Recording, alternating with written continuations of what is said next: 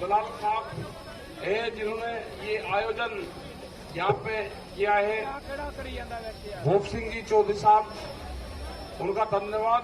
और बहुत बुजुर्ग लोग जितने भी खापे यहाँ पे आई हैं, आप बैठ लो, सब लोग आप भी बैठ लो, बैठ जाओ, सारे बैठ जाओ। देखो जितनी भी खाप यहाँ आई हैं सबका धन्यवाद। और मंच बहुत मजबूत बना क्योंकि तजर्बा ले लिया था जींद से। देखो सबसे पक्का मंच तो रहता है ट्रोलियों का और या मिट्टी का, हाँ ये मिट्टी का था। तो जितने भी हमारी महिलाएं यहाँ पाई, मातृ शक्ति यहाँ पाई, धन्यवाद सभी बुजुर्गों का, नौजवान साथियों का। और जो यहाँ पे बाहर से जो लोग आए, जो देखने आए, खाप पंचायत सिस्टम को देखने जो लोग आए, जो खास करके पंजाब से, राजस्थान से, राजा मीर जी राजस्थान से, पंजाब के लोग, वो देखने आए हैं। और उनको ताकत जब मिली है जब यहाँ की खाप पंचायतों ने इन आंदोलन की बागडोर अपने हाथ में ली। अब नहीं हरा सकते इसको,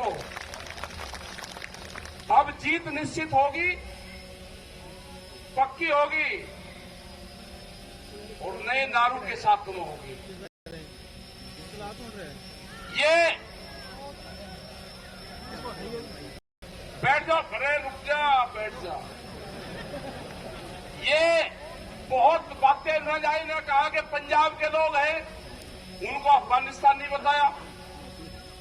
फिर कहा कि हरियाणा वाले जुड़ गए, फिर कहा कि उत्तर प्रदेश का कुछ क्षेत्र आ गया,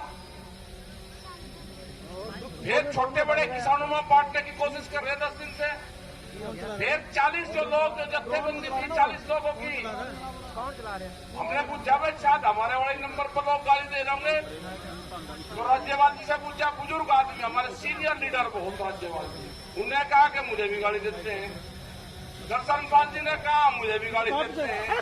तो एक लोग सभी बात करी, सबके नंबर डाल रखे, गाली के लोग की भाषा का इस्तेमाल करें। तो ये क्या है, ये आईटी सेक्टर है एक, उसमें 50 फोन नंबर लग रहे, 100 वहां पर लड़के बैठे, कुछ औरतें बैठा रखी और उनको बता जा कि इनको ये कहो कि ये देश के गद्दार है। अरे 4 लाख ट्रैक्टर दिल्ली में आया, 25 लाख आदमी दिल्ली में आया। उनका मकसद था कि हम दिल्ली की सड़क पे एक बार अपने ट्रैक्टर का टार लगाएंगे। उनको बहका के जब यहाँ पे 88 में आंदोलन हुआ, चौधरी महेंद्र सिंह टिकैत जी उसमें थे, उनके नेतृत्व में था, 7-8 लाख आदमी थे। पार्लियामेंट की दूरी 1 किलोमीटर थी। क्या पार्लियामेंट पे कोई किसान गया? हम पिछले 35 साल से जो भी लोग आंदोलन करते हैं वे सब कहते हैं कि दिल्ली में जाएंगे, पार्लियामेंट पे जाएंगे। कोई गया? एक बालक को बहका के 7 बजे बयान दिलवाया और सुबह 9 बजे वो लाल किले की चोटी पे बैठा मिला। कौन सा रास्ता था जाने का? अगर उसका लेके ही जाना था, अगर हमको जाना होता तो हम लाल किले पे कोई कानून बने, कोई मुर्दों के घर में कोई कानून बनते हैं, वो तो भुट्टू का घर है, कौन जाएगा उसमें? अरे अगर जाना होता किसान को तो पार्लियामेंट पे जाते। आप रोक लगते क्या अगर किसान की होती के पार्लियामेंट पे जाएंगे? जब हमको जाना ही नहीं था कहीं, 6 दिन तक, आपसे 10 दिन तक हमारे लोग बात करते रहे, कमेटी के लोग बात करते रहे, हमने कहा भाई हमको जाने दो आप वहां पे। उन्होंने कहा जी परेड हो रही नहीं, आप जा सकते।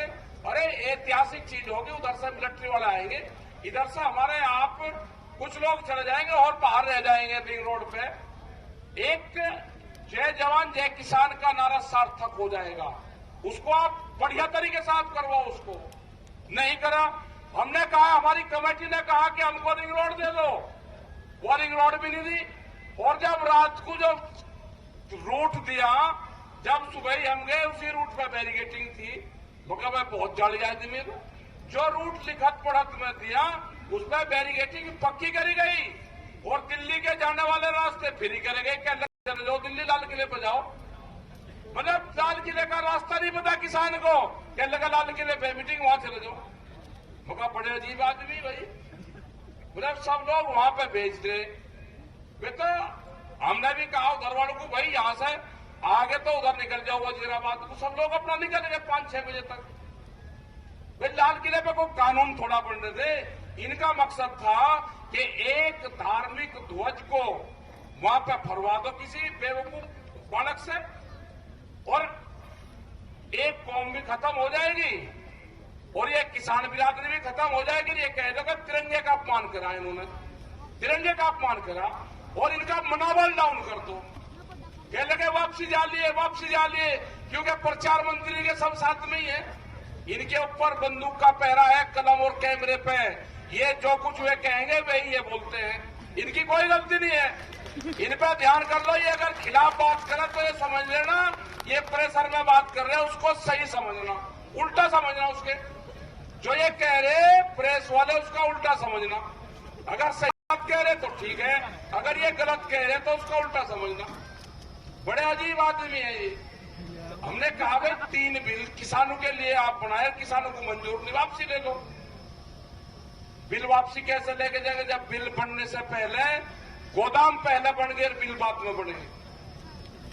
यहां पे जो व्यापार होगा इन्होंने तलाश करी सब चीजों में, सर्वे करे इन्होंने कहा कि जो सोना सबसे महंगी चीज है उसका महिलाएं एक साल में 17 बार इस्तेमाल करती है, 17 बार। ध्यान से सुन लेना। उन्होंने कहा कि इसका व्यापार ठीक नहीं है, व्यापार अनाज का करो, अनाज का व्यापार देश में मंदिर का कर लिया, धर्म का कर लिया, भावनाओं का कर लिया। अब जो दुनिया का जो अगला व्यापार है वो व्यापार है भूख का।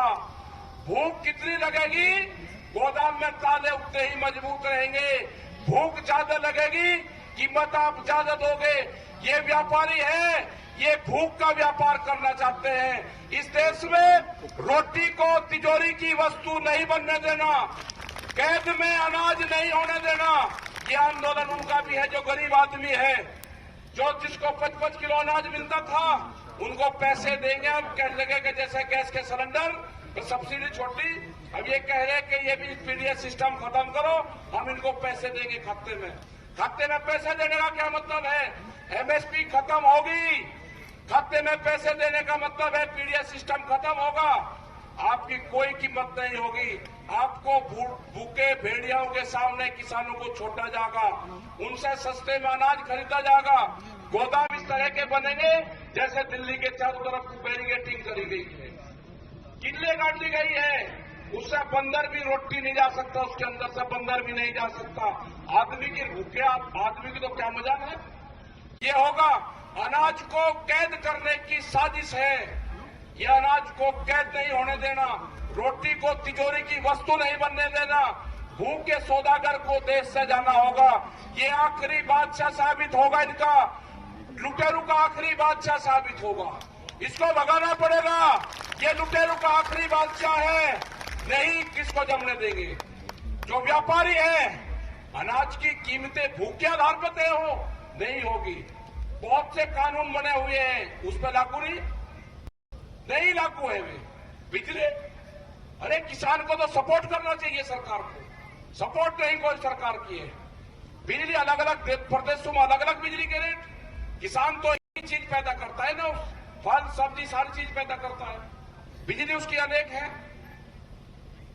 हमारी जो डिमांड है 3 बिल है, उन बिलों को वापसी लो, एमएसपी पे गारंटी कानून बनाओ। जो बिजली अमेंडमेंट बिल है, जो 2 चीजों पर उन्होंने मान लिए, इस तरह के बहुत से बिल हैं, उन पे कमेटियां बाद में बैठ के सब चीजों पे बातचीत करेगी। मुकदमे हैं, 10,000 मुकदमे लिख दिए, क्या करोगे भाई? 10 साल पुराना ट्रैक्टर नहीं चल सकता, मुकदमे लिखे जा रहे उसमें। ये 10 साल पुराना ट्रैक्टर चल रहा है, 10 साल पुरानी गाड़ियां भी चल रही, पुलिस की गाड़ियां भी 10 साल पुरानी चल रही। और ये भी अनाउंस कर दिया कि जिस भी थाना क्षेत्र से अगर मुकदमा की रिपोर्ट जाएगी, वो जो दस्तावेज है उसका जाएगा, उस थाना क्षेत्र की गाड़ी के कागज उसको दिखाने पड़ेंगे। एक भी पुलिस वालों के पास में इंश्योरेंस का कागज नहीं है, ध्यान से सुन लेना, किसी सरकारी गाड़ी के पास में इंश्योरेंस का कागज नहीं है। हम सब चीज जानते हैं। हमारे वालों के आप चालान काटोगे और आपको आप कागज नहीं रखोगे। एक भी सरकारी गाड़ी के पास में इंश्योरेंस नहीं है। कानून अगर मानते हो तो फिर कानून आपको दिखाना भी पड़ेगा कि हम भी मान रहे हैं। पुलिस का कोई इंश्योरेंस नहीं है। 20-20 साल पुरानी पुलिस के अधिकारी भी गाड़ी चला रहे हैं, नहीं चलेगी। तो ये जो सारी चीजें हैं, आपकी जो पंचायतें हो रही है, ये चाह रहे कि बड़ी बड़ी पंचायत कर रहे, अरे करेंगे। ये किसान की आजादी की लड़ाई है, ये शुरुआत हुई है। इनके नारे भी होंगे, हल चलाने वाला हाथ नहीं जोड़ेगा, हल चलाने वाला अब हाथ नहीं जोड़ेगा। अब किसी भी अधिकारी के सामने आप हाथ नहीं जोड़ोगे, आप उसको एक ही नारा देना कि हल चलाने वाला आ गया है, वो हाथ नहीं जोड़ेगा। काम क्यों नहीं हुआ? काम कब होगा? सरकार के सामने नहीं, अधिकारी सरकार। और आपके और आगे कह लगा जी नमस्ते जी ना, नमस्ते राम राम वाहेगुरु, अपने आप करो। अधिकारी के सामने नहीं, सरकार के सामने नहीं। ये आपको आंदोलन और मजबूत करने पड़ेंगे, फिर तारीख देनी पड़ेगी। हमारा अगला टारगेट 40 लाख ट्रैक्टर को इस आंदोलन से जोड़ने का है। कर्नाटक के अंदर 10,000 ट्रैक्टर आए, वे यहां नहीं आए अभी, लेकिन कर्नाटक में चले। जहां जहां पे भी संयुक्त मोर्चे की मीटिंग होगी, जहां जहां पे भी हमारे 40 लोग जाएंगे, जहां पे दूसरे लोग जाएंगे, जो भी ट्रैक्टर उसमें शामिल होगा, आप उस पर लिखो। उसको लिखने की आजादी होगी। किसान क्रांति यात्रा 26 जनवरी 2021, वो अपने ट्रैक्टर पर लिखो। वो जो भी कर्नाटक का ट्रैक्टर होगा, वो भी इस आंदोलन का हिस्सा बनेगा। तमिलनाडु में जाएंगे, सबसे बड़ी आजादी, एक प्रदेश को आजादी दिलवानी है, वो पूरा प्रदेश कैद में है। भारत तो आजाद हो गया, लेकिन गुजरात आजाद नहीं हुआ। गुजरात के लोग कैद में हैं। अगर गुजरात के आदमी यहाँ पे आना चाहते हैं, अगर पता चल गया रेल में उसमें कि ये आदमी आंदोलन में जा रहा है, घर पर उसके पुलिस है, उनको जेलों में डाला जा रहा है। अभी भी 120 से ज्यादा लोग वहां पे जेलों में बंद है, बंधक है। वहां के किसी थाने का आपको नंबर नहीं मिलेगा किसी डायरी में।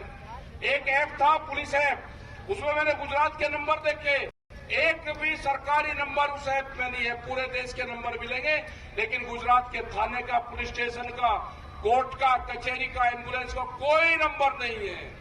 तो आजादी, ये किसान की आजादी की लड़ाई है और ये गुजरात के लोगों की आजादी की लड़ाई है।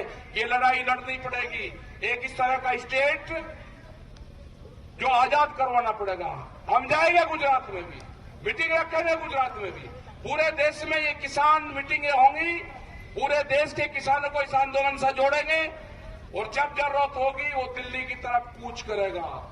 ये कानून वापसी ले लो, जब भी घर वापसी होगी, कमेटी, हमारा बॉर्डर भी जो सिंगू बॉर्डर है वही रहेगा, हमारा मंच भी वही रहेगा और हमारे पंच भी वही रहेंगे। गलत फहमी में कोई ना रहे। हम पंचायती सिस्टम को मानने वाले हैं। हम फैसलों के बीच में न पंच बदलते न मंच बदलते। हमारा ऑफिस भी सिंगू रहेगा, हमारे लोग भी वही रहेंगे। जो सरकार की लाइन थी बातचीत करने की, उसी लाइन से सरकार बात कर ले। आज कर ले, 10 दिन में कर ले, 2 महीने में कर ले, अगले साल कर ले। हमारी तो एक कहावत है गांव की, ये गढ़ और तिगरी के मेले में अगर कोई बालक कोई लड़ गया तो अगले साल वो वही मिलता है। बहुत लोग कहते हैं जी 2 अक्टूबर की दे दी। अरे दे दी भाई, सर्दी आ जाएगी। हमने तो बुजुर्गों की कहावत को ढूंढना, ये सर्दी में सरकार रली तो अगले साल सर्दी में ही मिलेगी। और हमने थोड़ा कुछ कह दिया। हमने तो जो हमारे बुजुर्गों ने, जो पंचायतों ने बताए, जो चौ साहब ने बताया, भूप सिंह जी ने बताया, चौ साहब ने, जो दलाल खाप ने बताया, सारी खापू ने बताया, हमने तो वही बताए। और इसकी दिल्ली की एक कील काट कर जानी पड़ेगी, बगैर कील काटे दिल्ली से यहां से जाना नहीं। इसकी कील काट कर जानी पड़ेगी, एक कील दिल्ली की जाना ही नहीं बगैर उसके। और हमारी माताएं बहनें जो यहाँ पर आई, उनका भी बहुत बहुत धन्यवाद, सारे खापू का धन्यवाद। और भाई जो खाप है ना, जिस तरह से आपस में एकजुट होकर लड़ रही, तैयारी के साथ में कि हमारे भी पंचायत और मेरे पंचायत हो, ये कंपटीशन होगा। अब ये उठ खड़ी हुई और अपना लठोरी ले लो हाथ में और सुताई अभियान चला रहा। ठीक है, समझ गए नहीं? ये फिर कहेंगे जी लाठी कहते हो। अरे लाठी तो भाई झंडे में भी लगे, डंडे में भी लगे। ये जो आरएसएस वाले चल रहे लेके, ये क्या लेकर चले भाई? ये बताओ तो, इनका नाम बताओ। ये भी तो बजावे है ना, तो हमारे वाले भी लगे लेकर चले।